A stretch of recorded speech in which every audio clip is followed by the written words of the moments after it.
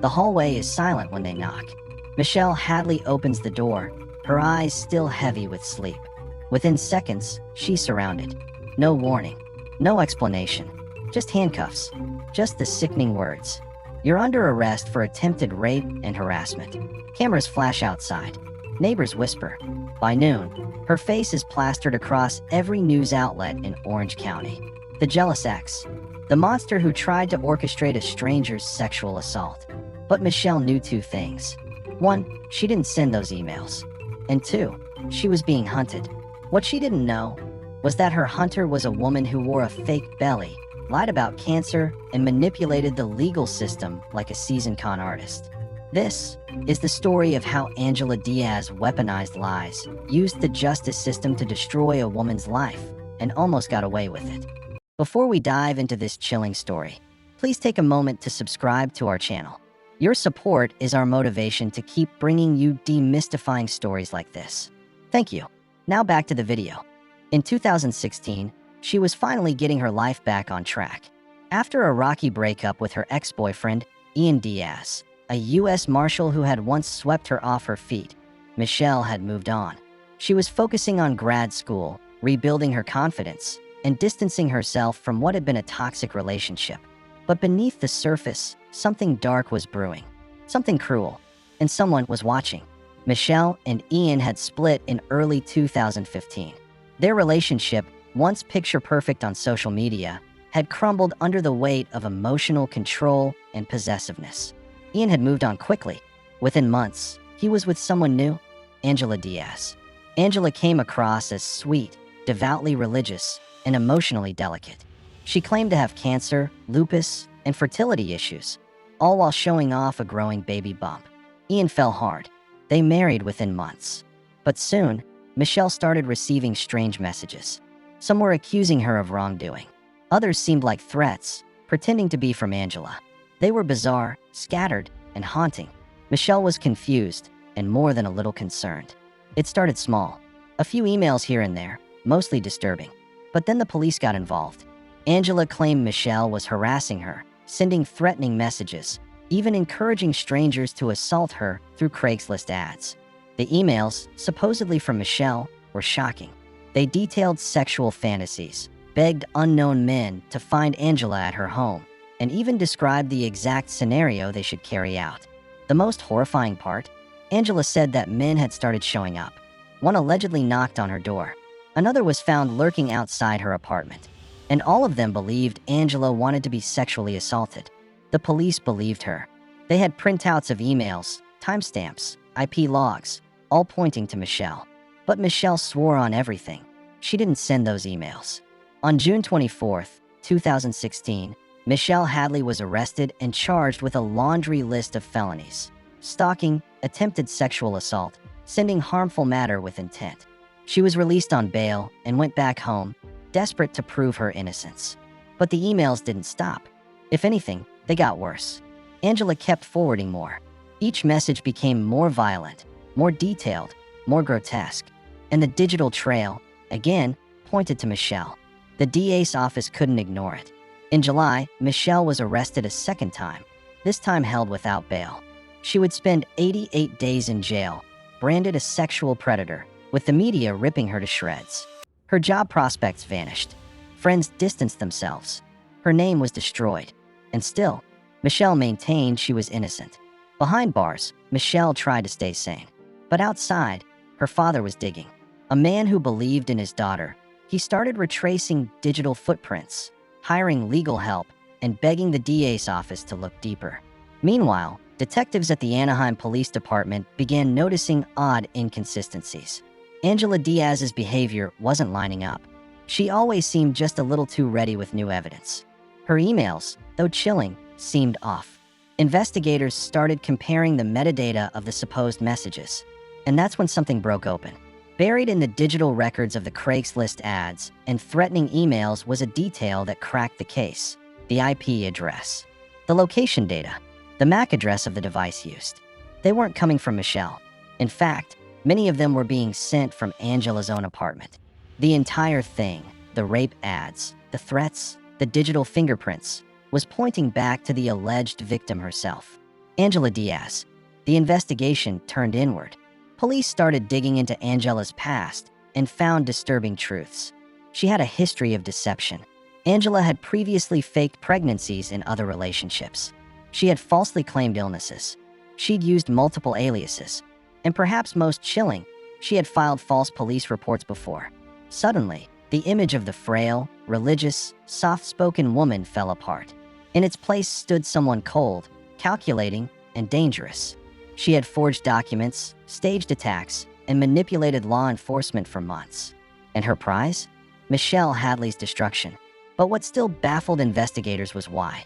Why frame a woman who'd already walked away? Then the most horrifying possibility emerged.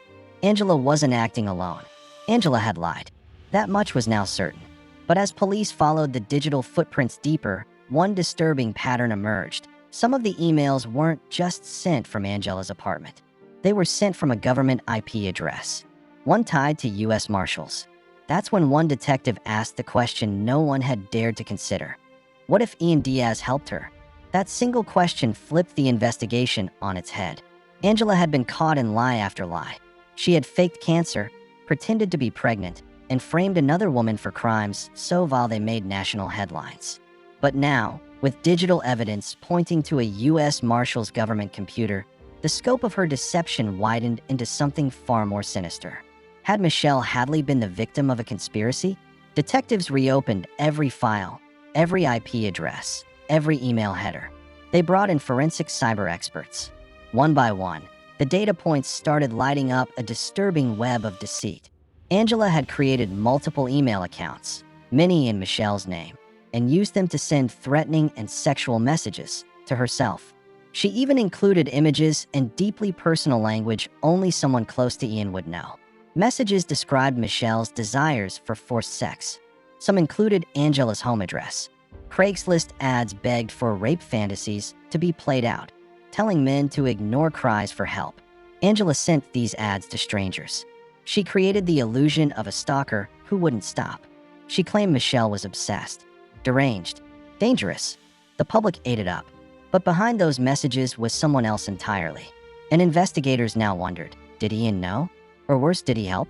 Police traced several messages and Craigslist post logins back to a U.S. Marshals Service IP address registered to Ian's office. That alone raised red flags. When questioned, Ian denied everything. He blamed Michelle for the chaos and painted Angela as a victim. But investigators weren't convinced. Why had Angela known so many personal details about Michelle and Ian's past relationship? How did she know Michelle's passwords and old messages? Why was she able to forge documents that looked just real enough to fool the Anaheim PD? Slowly, it started to make sense. Ian had access. Ian had motive. And Ian, by all appearances, had a need for control. Michelle had once described Ian as controlling and manipulative, heavily invested in image and authority. When they were together, he tracked her finances, her movements, and even pressured her about marriage timelines and childbearing. Now, with Angela in the picture, it seemed that pattern had continued. Angela wasn't just a liar. She was a perfect partner for someone who wanted control, because she was willing to create whatever story fit the narrative. She had cried to police. She had staged bruises. She had claimed to be pregnant with twins when there was no medical record to support it. And when the lies caught up to her, Ian stayed silent. While the investigation turned, Michelle was still locked away, rotting in jail, awaiting trial for crimes she didn't commit. Every day she endured whispers, judgment, even abuse from fellow inmates who thought she was a sexual predator. She prayed every night that someone would believe her, that her name would be cleared, that she could go back to living, even if just in pieces. She wrote journals in her cell, letters to herself, notes about the abuse she had endured from Ian, the red flags she ignored, the things she brushed aside when she was in love. And all the while, her face was splashed across the news as a monster. Angela was unraveling. The timeline of her pregnancy didn't make sense. Her ultrasounds appeared fake. The threats she claimed were being sent from Michelle's current location, sometimes even while Michelle was locked up. It was impossible. Then came the search warrant. Detectives seized Angela's devices. Inside her iPad and iPhone, they found smoking guns, drafts of emails pretending to be Michelle, ads written in Michelle's tone, browser tabs left open to articles about framing people. They even found multiple fake Gmail accounts and the same IP addresses used to submit rape fantasies to Craigslist. Angela had written it all. From her couch, from Starbucks, from her hospital room, from Ian's home. Finally, in January 2017, after nearly 3 months in jail, Michelle Hadley was released. The Orange County District Attorney held a press conference to publicly declare her factually innocent. Not just not guilty, factually innocent. A rare term used only when the wrongfully accused is proven to have absolutely no involvement in the alleged crime. Michelle sobbed in front of reporters. Her hands shook. Her voice trembled. She was free, but forever changed. I was gaslighted, framed, humiliated, and no one listened, she said.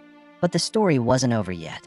Angela Diaz was arrested in January 2017. She was charged with kidnapping, false imprisonment, perjury, and making criminal threats. In court, she looked fragile, quiet, unassuming. But the prosecutors had the receipts. Her lies were layered, deep, and destructive. And she had no explanation for how she came into possession of Michelle's passwords, photos, and personal details, unless someone else had helped. Angela ultimately pleaded guilty and was sentenced to 5 years in prison. But by the time she was convicted, the public had moved on. Michelle's reputation was forever scarred. And Ian? He walked free. Despite the IP addresses linked to Ian's work computer and the timing that implicated him in several of the email setups, no charges were filed against him. The U.S. Marshals Service conducted an internal review, but the results were never made public. Ian claimed he was deceived by Angela just like everyone else. He denied helping her, denied sending emails, denied involvement in the frame job. But to this day, many people, including Michelle, believe he knew more than he let on. And if he did, he got away with it. After her release, Michelle tried to start over. She changed her name, left California, entered therapy. Her trust in the legal system shattered. She spoke publicly about her experience in documentaries, podcasts, and victim advocacy panels. Her story became a cautionary tale about the dangers of digital evidence, unchecked police assumptions, and manipulative partners. She is no longer the woman she once was. The trauma runs deep, but she refuses to be silent. Years later, Michelle received an anonymous message. No email address, no subject line, just one sentence. He helped her, and you know it. Look deeper, and attached was a screenshot. A never-before-seen message draft from Angela's account, created at 2:13 p.m. from inside Ian Diaz's home. While Angela was in the hospital, Michelle Hadley stared at the screen. That message, that timestamp. Angela was in a hospital bed when the draft had been created from a device inside the home of her ex-fiancé, Ian Diaz.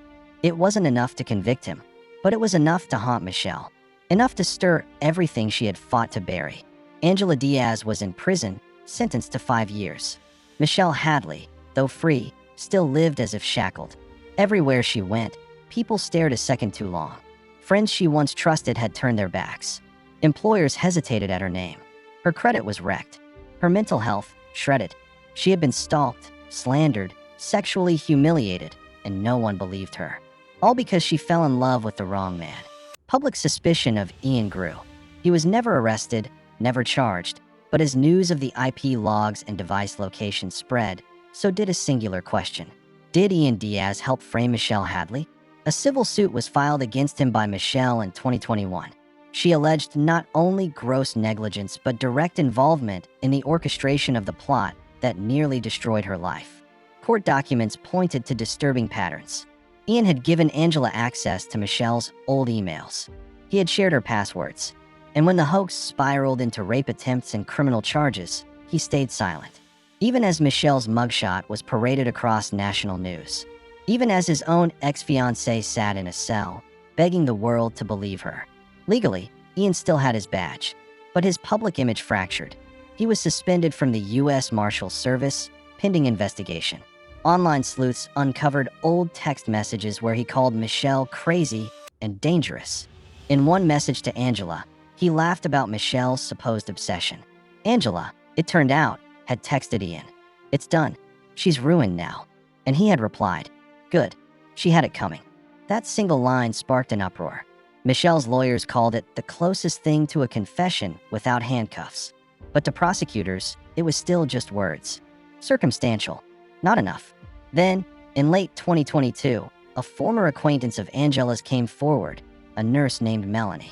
She had worked in the same hospital Angela frequented and had witnessed Angela making calls, typing messages, and frequently muttering things like, "It has to be perfect. He says she won't stop unless I do this." Melanie believed Angela was being manipulated. When asked who he was, she whispered, "Her husband, the cop guy, Ian." Still, nothing came of the revelation. No new charges, no federal inquiry, no headline reversal. Michelle had lived through psychological torture. She had endured the system's worst assumptions. But what crushed her the most was that the man who enabled it, perhaps even masterminded it, walked free. Angela served less than 4 years. Ian faced no legal consequences. And Michelle? She would never fully reclaim her name. She once said in an interview, "There's a death that comes with being wrongfully accused. You bury a part of yourself to survive." Netflix documentaries, Dateline specials, podcasts with millions of downloads. Michelle's story became modern folklore. But every retelling left out one uncomfortable truth. We still don't know how deep Ian's hands were in the plot. Angela took the fall, but did she do it all alone? And if not, how many others are out there, crafting lies from behind authority and a badge? By 2023, Michelle had transformed her pain into advocacy. She began speaking at law schools about wrongful prosecution. She supported victims of cyber harassment and coercive control. She even worked with lawmakers in California to help draft tighter protections around digital impersonation and domestic violence manipulation. But at night, when the crowds were gone, the lights off, and the silence pressed in, Michelle still remembered the jail doors slamming shut. She still remembered the rape threats, the cold walls, the orange uniform, the feeling of being forgotten, of being erased. In 2024, Angela Diaz was released early for good behavior. Reporters asked if she would apologize. She didn't. She moved out of California, changed her name, and disappeared into quiet suburbia. Michelle received no restitution, no formal apology, not even a phone call from Ian. He remained in the shadows, silent, unmoved, untouched. This story doesn't end with a gavel pounding justice into place. It ends like so many real stories do, with a woman clawing back her identity while those who harmed her vanish into technicalities. Michelle survived, but that's not justice. That's just endurance. And maybe that's the most haunting truth of all. Open questions to engage the audience. Should Ian Diaz have faced criminal charges? How can we better protect victims from being framed in the digital age? If Angela hadn't slipped up, would Michelle still be in prison right now? How many other Angelas are out there, spinning lies we won't see until it's too late? If you enjoyed this video, please support us and help us get to 10K community of truth seekers. Like this video, hit the subscribe button and turn on notification bell.